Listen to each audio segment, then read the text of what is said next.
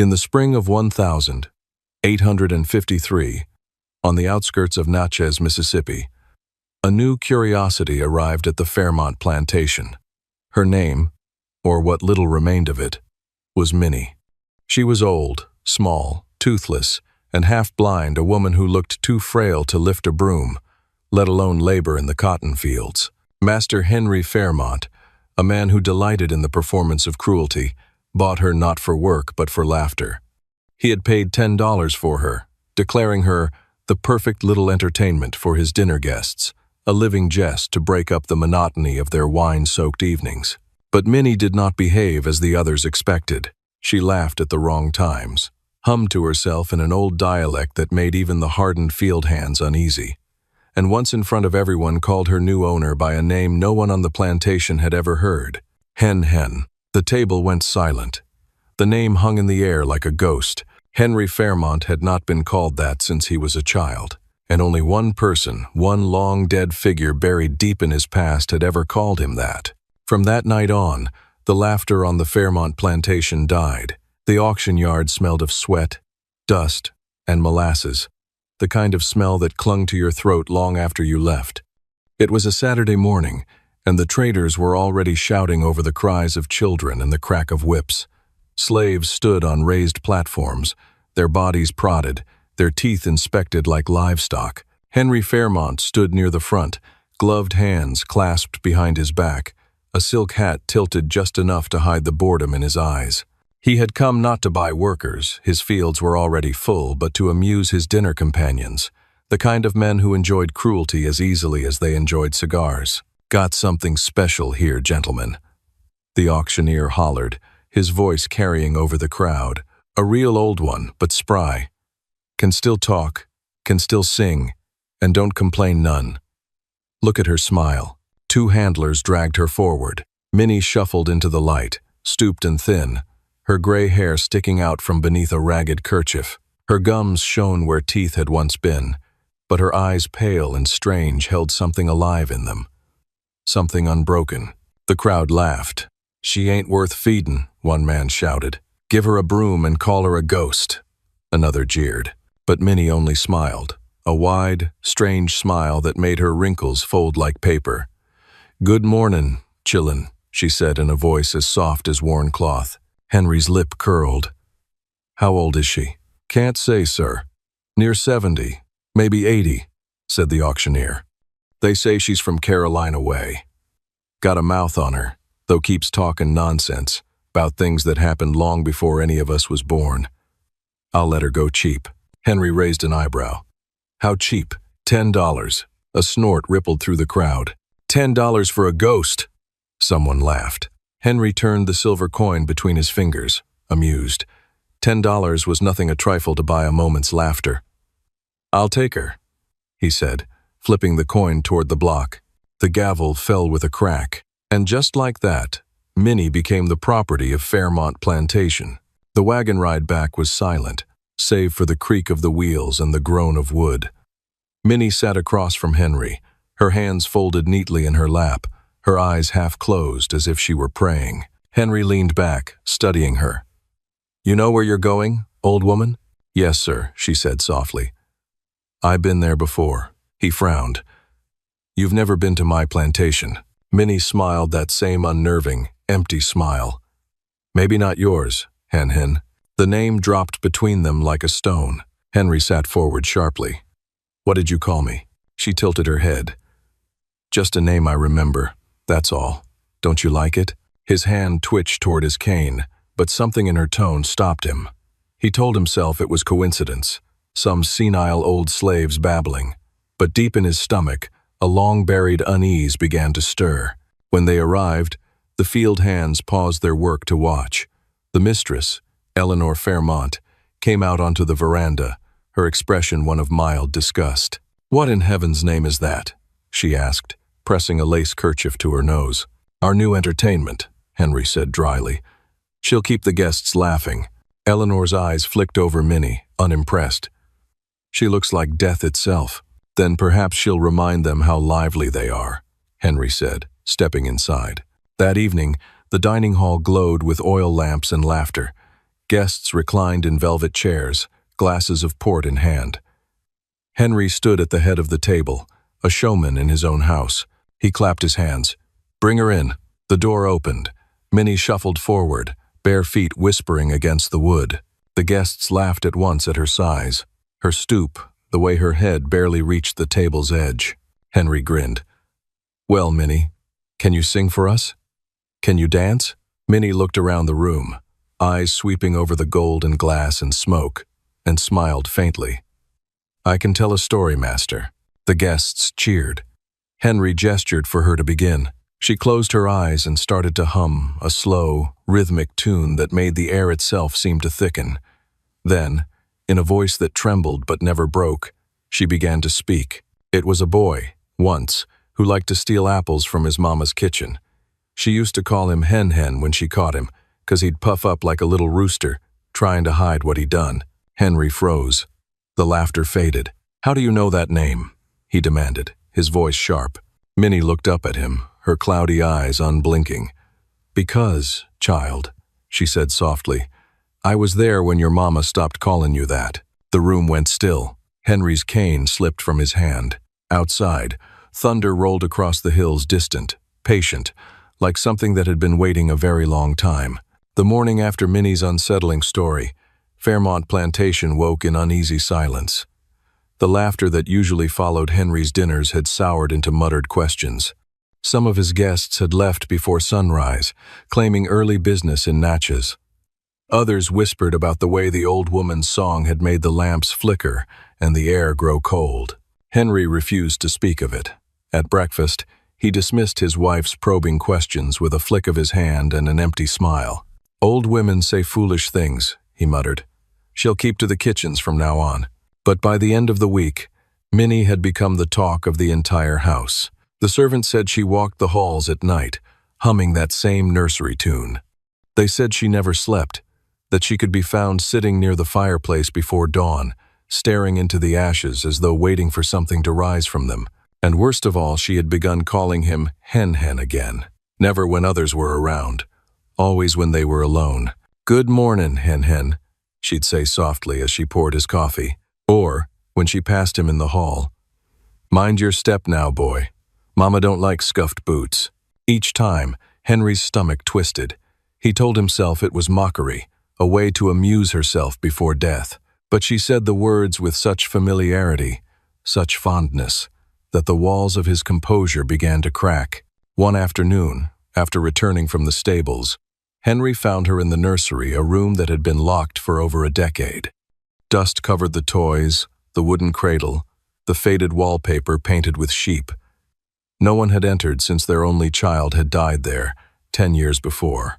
Yet there she sat, rocking slowly in the chair near the window, humming. Henry's heart lurched. "How did you get in here?" Minnie didn't look at him. "Door was open, Hen Hen. It called me." He strode forward, seizing the back of the chair. "Don't call me that again." She turned her gaze to him, unafraid. "Your mama used to say that too, when she was angry. You got her eyes, you know. Same storm in 'em." In a line, he froze. "My mother's been dead 20 years, he said. Minnie nodded. "Mm-hmm. Dead, but not gone. Some folks don't go easy." She talked about that room, about what you done in here when you was a boy. Henry's grip on the chair tightened until his knuckles went white. "You're lying." She smiled, toothless and sad. "You took her locket, the one with the picture of the river inside." She looked for it for days. The color drained from his face. That memory, that tiny, childish theft, had never left his own head. He'd taken it from his mother's dresser, hidden it in this very room. No one had seen, no one could have seen. "How do you know that?" he whispered. Minnie rose slowly from the chair, her back bent but her presence somehow taller than his. "The river tells me things, Hen Hen, things you forgot, things you tried to bury." He stepped back. You're mad." "Maybe," she said softly, "but madness remembers." That night, Henry locked the nursery again. He drank until the edges of the world blurred and the sound of his name in her cracked voice stopped echoing in his ears. When he finally slept, he dreamed of water. He stood by the riverbank near his childhood home, the same one his mother had loved. The air smelled of rain and wild jasmine. In the water's reflection, he saw two figures, his mother and a small boy, barefoot and laughing. She reached out to touch the boy's cheek, but as her hand met the surface, the image rippled. The water darkened. Then he saw another figure, a woman with gray hair and a crooked back, watching from the trees. When she smiled, the reflection of his mother began to fade, replaced by that same toothless grin. Henry woke with a start, his sheets soaked in sweat. The following morning, he found Minnie in the kitchen again, speaking quietly with the cook. The others fell silent when he entered. "What were you saying to them?" he snapped. "Just tellin' stories," she said calmly. "Lies, you mean?" She tilted her head. "Ain't all stories got a bit of both?" His hand shot out before he realized it. The slap echoed through the room. Minnie staggered back but did not fall. The cook gasped. Henry's voice broke with fury. "You will never speak to me again unless I ask it. Do you understand?" Minnie lifted her gaze, and in that moment, something ancient stirred in her eyes. "You can hush a woman's mouth, but not her knowing," she said. "You can chain her tongue, but not her memory." He turned and stormed out, his pulse pounding in his ears. But that night, when he lay in bed beside his restless wife, the house began to creak. The sound came from the hall, soft, dragging footsteps moving toward his door. He sat up, clutching the lamp. The footsteps stopped outside. Then came a whisper, thin as breath through a keyhole. "Hen, you forgot to say your prayers again." The lamp went out. Henry tore open the door, but the hallway was empty. Only the smell of damp river air drifted through the cracks in the old floorboards. By morning, the servants claimed they'd heard the same thing: footsteps, whispers, laughter in the nursery. Minnie, however, was nowhere to be found. Henry ordered the property searched from the cotton fields to the slave quarters.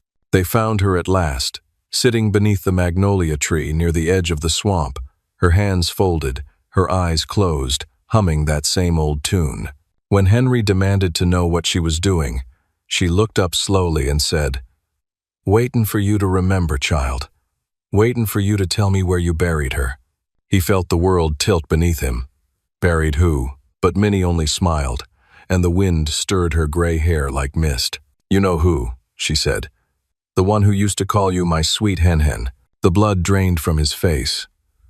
He turned away, but her voice followed him, soft and certain. "Secrets don't stay in the ground forever." For 3 days after Minnie's words beneath the magnolia tree, Henry avoided her. He convinced himself she was senile, delusional, perhaps playing tricks to gain sympathy. Yet her voice lived inside his mind like a seed that refused to die. "Where you buried her." He tried to busy himself with plantation work.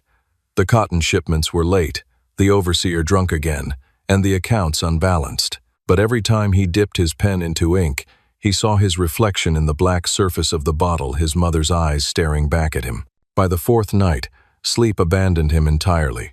The mansion was too quiet. Even the usual songs from the slave quarters had gone silent, as though the air itself was listening. When the clock struck midnight, Henry rose and lit a lamp. He found himself walking toward the nursery again, his bare feet whispering against the wooden floor. The key trembled in his hand. The lock gave way with a sigh. Inside, dust drifted like ghosts.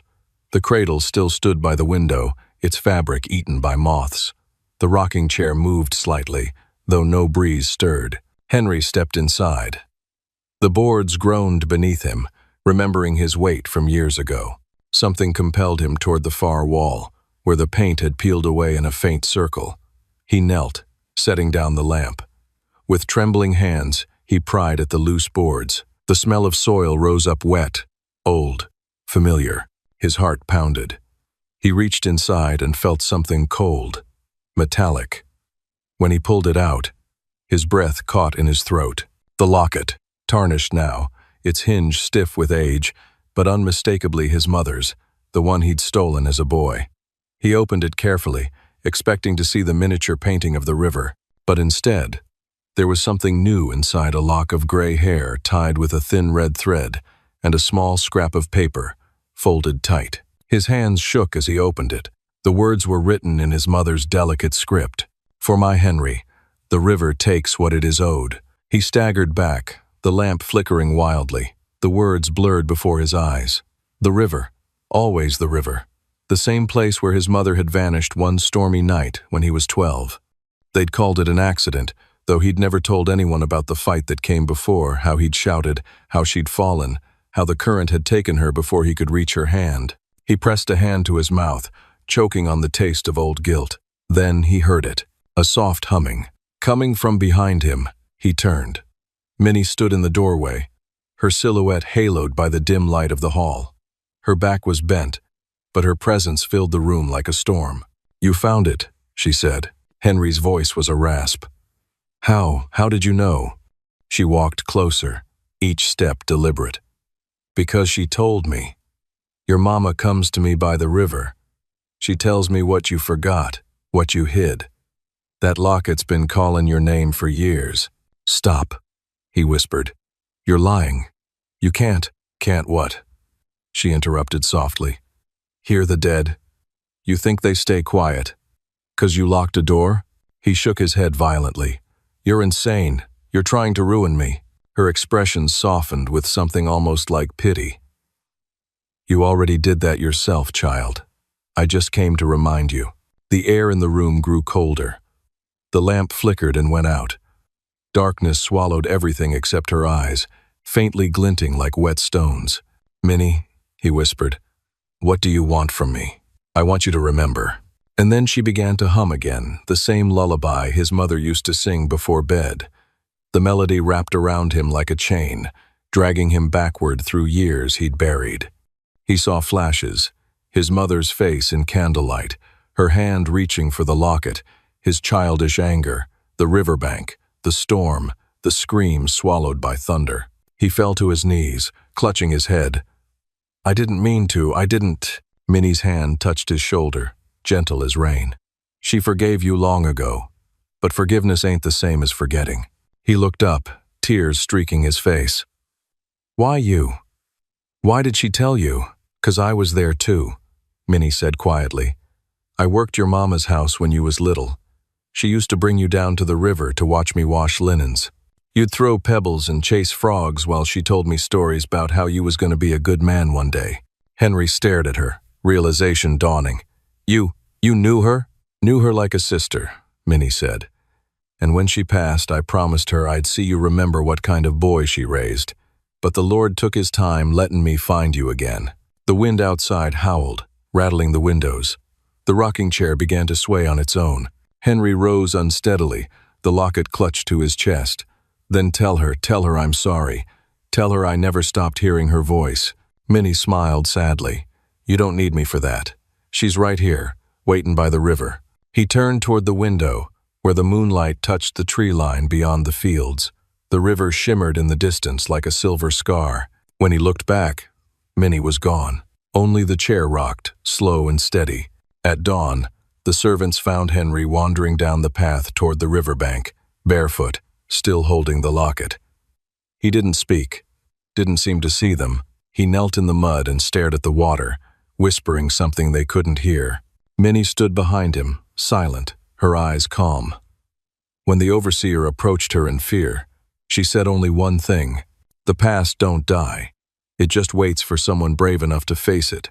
And with that, she turned and walked back toward the house, humming that same lullaby, soft, endless, and heavy with the memory of a boy who had finally remembered his mother's voice. The morning after Henry knelt at the river, the entire plantation changed. It wasn't sudden, not like a storm that bursts open the sky, but slow, quiet, and heavy, as though the earth itself was holding its breath. The air smelled of wet iron. The crows refused to land on the fences. Even the slaves in the field spoke in hushed tones, crossing themselves when they caught sight of the house. Something had shifted. The balance had tipped. Henry Lockhart was no longer the same man. He came back from the river soaked to the bone, his boots caked with mud, his eyes distant and hollow. When the overseer tried to speak to him, Henry only said, "The river doesn't forget." Then he locked himself in his study and didn't come out for 2 days. By the third morning, Minnie appeared at the door with a tray of food. She knocked once. No answer. Again. Nothing. She pushed the door open. Henry sat by the window, staring at the horizon. His mother's locket hung from his neck. The papers on his desk were soaked with spilled ink, the words bleeding into one another. "You should eat something," Minnie said softly. He didn't turn. I keep hearing her voice. Minnie set the tray down, her hands steady. "That's because you ain't done listening yet." Henry turned slowly. His face was pale, his eyes rimmed red. "She forgave me, didn't she?" "That ain't for me to say," Minnie replied. "Forgiveness is between you and the river." He laughed once, a sound like cracking wood. "The river. It spoke to me. It said there's a debt still unpaid." Minnie's expression didn't change. "Then you best find what's owed." That night, a storm gathered. The sky turned a deep bruised purple, lightning flickering far beyond the fields. The slaves huddled in their quarters, whispering of curses and restless ghosts. They said the master's house was haunted not by one spirit, but by all those the Lockharts had wronged. Inside, Henry paced the halls like a man possessed. The rain hammered the windows, the wind howled through the cracks, and every door seemed to groan his name. He found himself standing once again before the locked nursery. The key still hung from his pocket. He hesitated, then turned it slowly. The door opened with a sigh. The room was colder than before, as if the storm had seeped through the walls. The cradle rocked by itself. The locket around his neck pulsed faintly with warmth, and then he saw her. At first, just a shimmer, a shape half made of shadow and light. His mother stood by the window, her hair loose, her white dress glowing faintly in the dark. Her face was gentle, but full of sorrow. "Henry," she whispered. He fell to his knees. "Mother, please. I didn't mean to." Her voice cut through him like a river's current. "You let the water take me. You turned away. But the river gives back what it takes if you're willing to pay. What do you want from me?" He sobbed. "Peace," she said simply. "For all of us." Her gaze flicked toward the fields outside, where the slave quarters stood the people his family had broken for generations. "You can't buy peace with silver, Henry. Only truth. Only justice." He followed her eyes, trembling. "What do you mean?" "Free them," she said. "End this curse before it ends you." The room darkened. The wind roared. Her shape began to fade. "Mother!" he cried, reaching out. But his hand met only air. The cradle stilled. The room went silent. By dawn, the storm had passed, but something in Henry had shifted again. He called for Minnie. "I want to free them all," he said simply. Minnie studied him, eyes sharp. "You mean that? Or is it the fever talkin'?" "I mean it." His voice trembled, but there was conviction behind it. "I've lived in my father's shadow too long. My family built this place on bones. It ends with me." Minnie nodded slowly. "Then you better be ready. Freedom don't come without a price." "I've already paid mine," he murmured. "Now the river can rest." The news spread like wildfire. By noon, the fields had gone still. No one dared move. No one dared speak above a whisper. The master was freeing them. After all the years of chains and cruelty, the overseer, a bitter man named Trask, confronted Henry by the stables.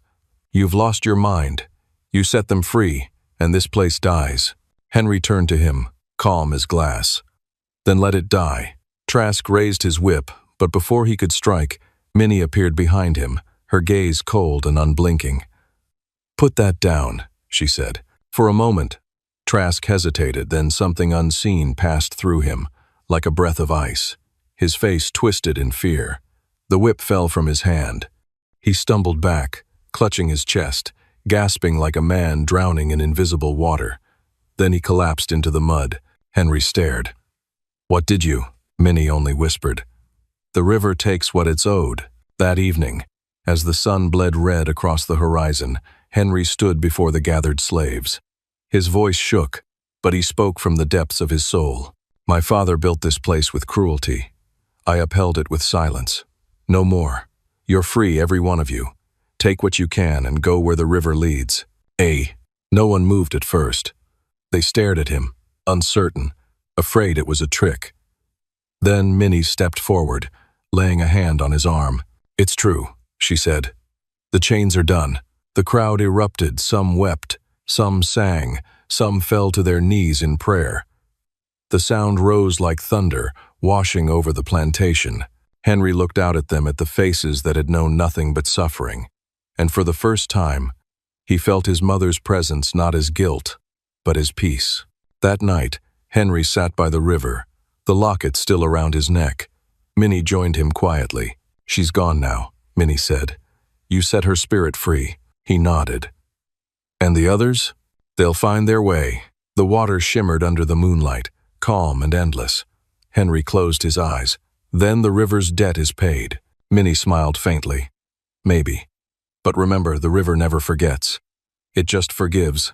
Slow, they sat in silence as the current whispered past, carrying with it the last remnants of the Lockhart curse and the first fragile promise of peace. The plantation was silent, not the silence of peace, but the heavy, hollow quiet that follows after something vast and ancient finally breaks.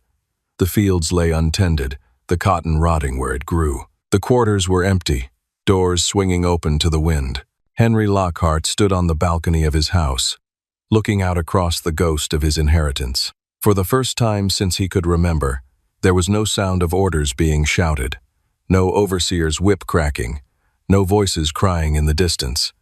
Only the cicadas and the river murmuring beyond the cypress trees. Freedom, he thought, was louder than any command. Below, Minnie walked through the yard, her head held high, a scarf tied around her shoulders. She had refused to leave, even when others packed their things and followed the river road to new lives. "A place like this," she had told him, "ain't done being cleansed. Someone's got to stay to finish the prayer." Now she paused beneath the balcony and looked up. "You've been standing there since dawn," she called. "Come down. The river's waitin'." Henry hesitated, then descended the stairs. His boots sank in the wet earth.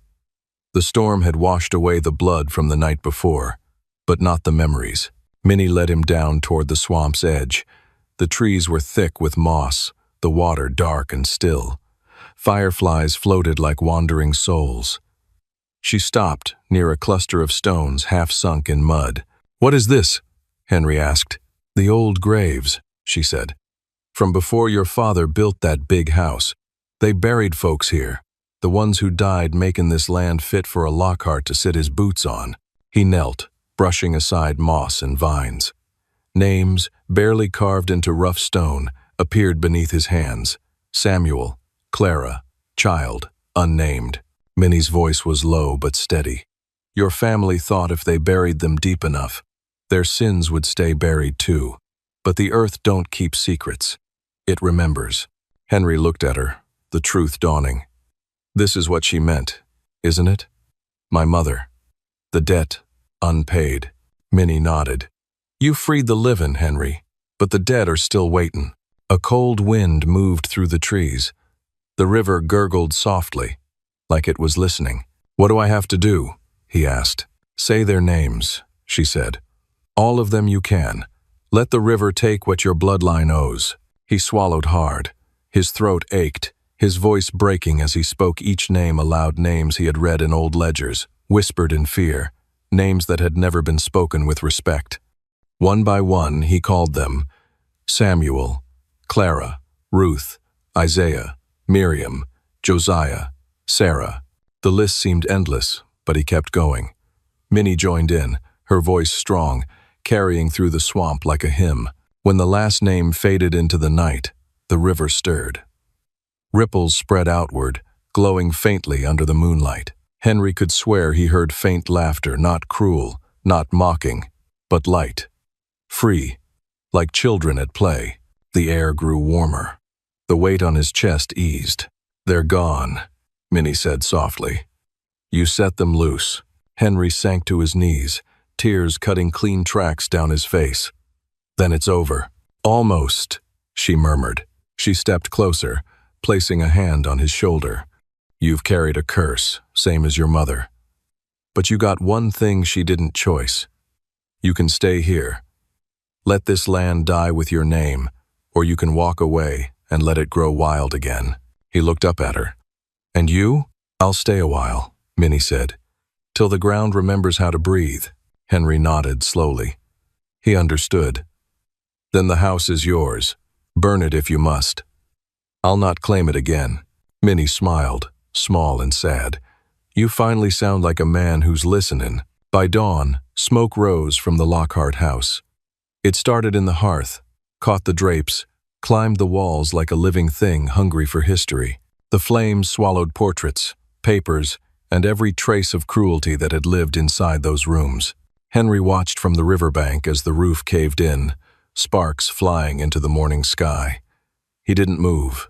He didn't look back. When it was done, he turned to the water, the locket still warm against his chest.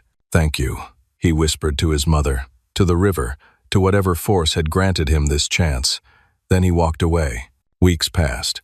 The ashes of the plantation cooled, and life began to creep back to the land.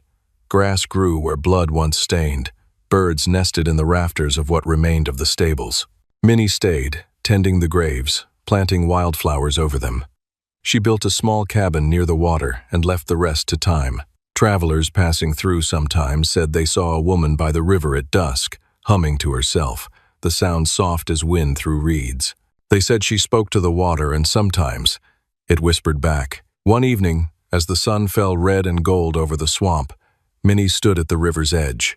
The current shimmered, calm and deep. You done your part, Henry Lockhart, she said aloud. Now rest easy. The debt's paid in full. The wind rose gently, carrying her words away.